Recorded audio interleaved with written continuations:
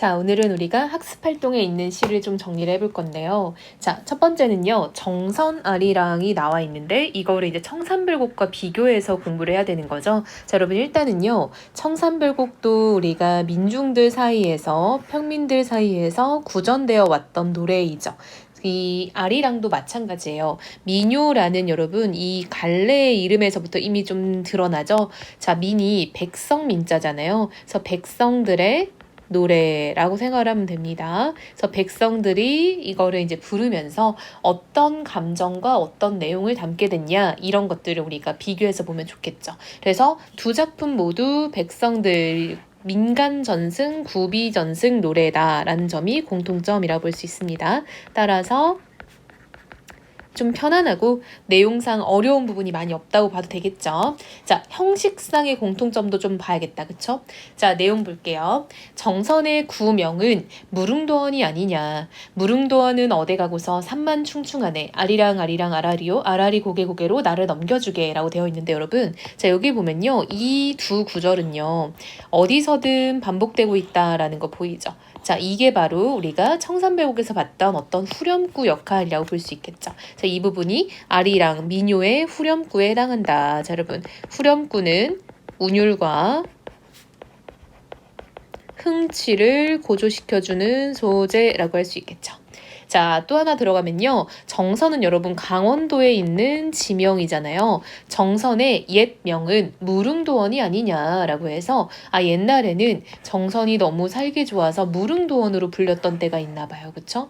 무릉도원은 어디 가고 산만 충충하다라고 해서 현재는 지금 살기 좋은 그런 곳은 아닌 것 같아요. 그쵸? 그래서 지금 보면 과거와 현재의 대비가 지금 드러나 있죠. 즉 옛날 옛적에는 그렇게 살기 좋은 걸로 유명하더니만 요즘에는 왜 이렇게 사는 게 힘드냐라는 어떤 평민들의 애환이 담겼다라고 볼 수도 있겠죠. 왜냐면 살기가 힘들다라는 것 자체가 평민의 해석이니까요. 자, 두 번째 볼게요. 명사심리가 아니라면 해당하가 왜 피며 모춘 3월이 아니라면 두견새는 왜 우냐라고 되어 있죠. 그럼 명사심리는요. 함경남도에서 있는 어떤 유명한 모래사장이에요. 그래서 이 명사심리는 유명 명승지이고요. 모래사장입니다.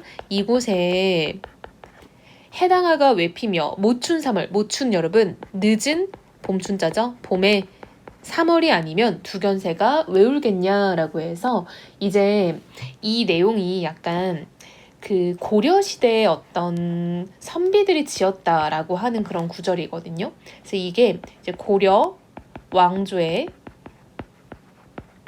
멸망으로 인해 관직에 있던 선비들이 이렇게 비관하며 불렀다라고 전해지는 게 지금 이 민요에도 들어온 거예요. 여러분 엄청난 전승이죠. 고려시대에 불리던 게 이제 저기 조선시대 민요까지 전해진 거니까요. 즉 한마디로 고려의 선비들이 고려가 망하면서 관직을 잃으니까 이곳이 명사심리가 아니면 해당하는 왜 피고 3월이 아니면 두견새는 왜 우냐라고 얘기를 했다라는 거예요.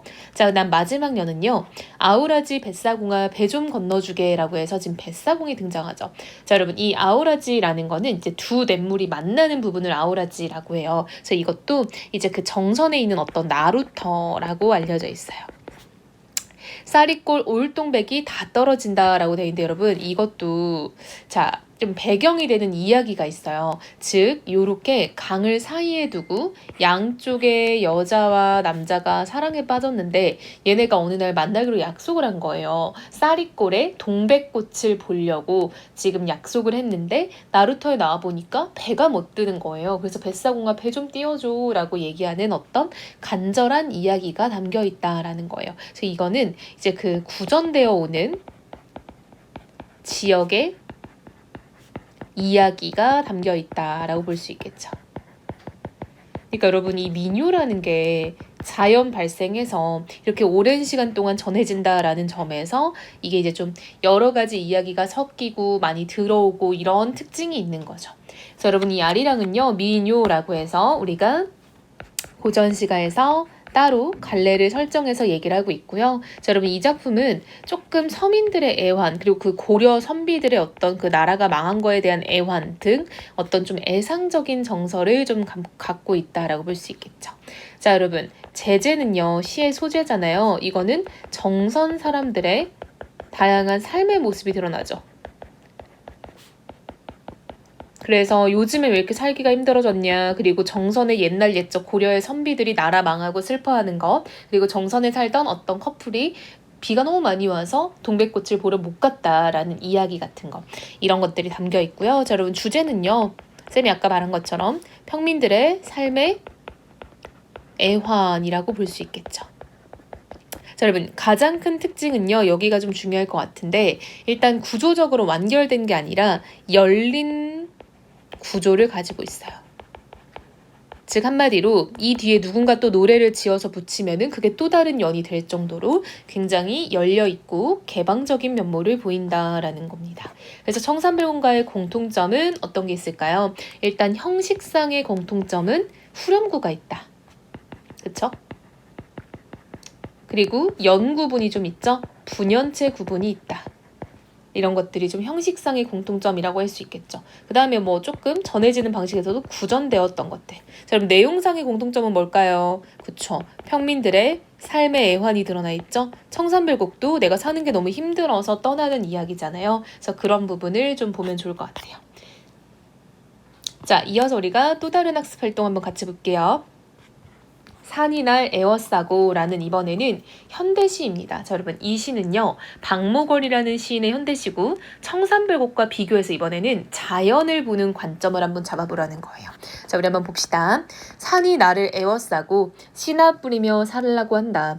밭이나 갈며 살라고 한다 라고 하는데, 여러분 자, 산이라는 게 나를 에워싸고 씨 뿌리고 밭 갈면서 살라고 한대요. 자, 여러분 우리 이렇게 씨 뿌리고 밭 가는 거 농산일하는 거죠. 즉 이런 건 어때? 굉장히 소박한 어떤 삶의 모습을 뜻하는 거예요. 물론 여러분 농사는 엄청 힘듭니다.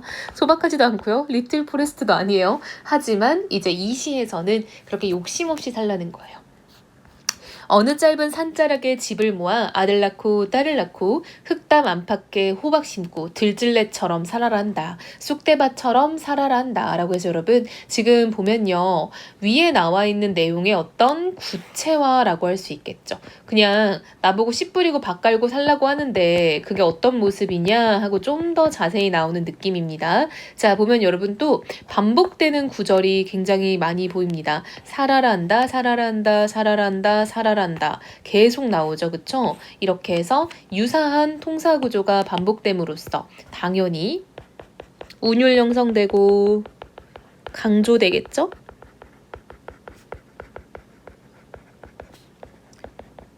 자, 이렇게 비슷한 구조 반복을 통해 운율을 만들고 강조하는 효과가 생긴다. 자, 어느 짧은 산자락에 집 묻고 아들 낳고 딸 낳고 흙담 안팎에 호박 심고 들질레처럼 쑥대밭처럼 직유법이죠. 자, 여러분 여기 앞에 있는 요런 소재들이 바로 보조관념이죠. 자, 그럼 원관념은 누구겠어요? 그쵸, 화자겠죠. 이렇게 살라고 한다. 화자가 원관념인 거죠. 즉 화자가 들질레처럼 쑥대밭처럼 이렇게 살라는 거예요. 소박한 어떤 모습이죠. 산이 날 에워싸고 금은땀처럼 사이워지는 목숨, 금은달처럼 살라고 한다. 금은밤처럼 살라고 한다 라고 해서 반복되고 있죠. 여러분 이렇게 반복을 많이 쓰네요. 역시 운율 형성 강조의 효가 있고요. 당연히 직유법 챙겨가야겠죠. 자, 그다음 여기는 한번 우리가 좀 해석을 해볼 건데요. 금음달처럼 사위어지는 목숨. 여러분 사위어진다라는 거는 불이 사그라드는 걸 말해요. 그러니까 한마디로 우리가 달이 보름달로 차면 다시 금음달로 기울어지죠. 이것처럼 인간의 탄생과 죽음도 섭리인 거죠. 그거를 순응하다라는 말인 거예요.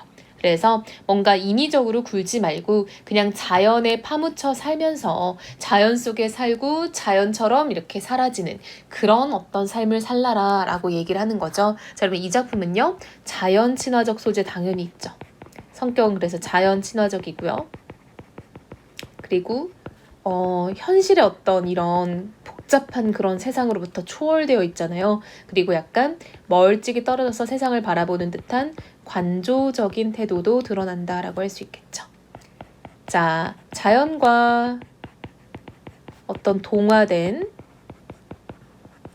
삶의 모습을 드러내고 그걸 지금 추구하고 있다라는 거 알 수 있겠죠. 자, 동일한 문장 구조 반복된다라는 건 쌤이 워낙 강조 많이 했기 때문에 우리 친구들도 당연히 확인할 수 있을 것 같아요. 자, 이 작품은 지금 이 산이라고 대표되는 자연물을 통해 화자의 어떤 삶의 태도와 삶의 모습을